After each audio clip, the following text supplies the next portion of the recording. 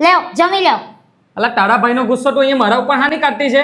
તો હું કરું? મારા ભાઈથી કંટાળી ગયેલી છું. મારા મા બાપને હવે તો મારતો છે. દારૂ પીતો એટલો થઈ ગયેલો છે, બોલો હવે. તો એમાં નવું શું છે? મૂક્યા હોય ને રિહેબ સેન્ટરમાં હીધો થઈ જશે. કંઈ ફરક નથી. ઉલટી કા ત્યાંથી આવીને દુનિયાનો પીતો થઈ જાય. અરે ભૂવો ભગતો નથી બાકી રાખ્યું, બોલો હવે તો. મારો એક દોસ્તાર છે ને, હબ્બડ પીતો હતો.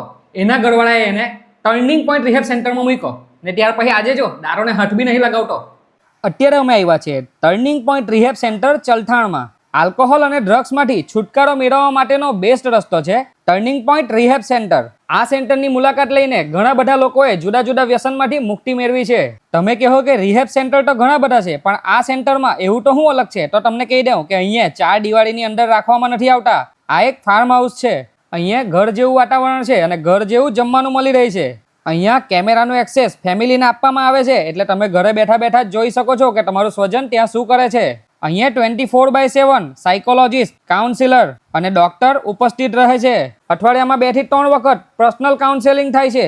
અહીંયા swimming pool, cricket, volleyball, gym અને પર્સનલ થિયેટર પણ છે. અહીંયા પર્સનલ બેડની સાથે સાથે લોકરની પણ સુવિધા ઉપલબ્ધ છે. દર 15 દિવસે ફેમિલીને એક રિપોર્ટ મોકલવામાં આવે છે.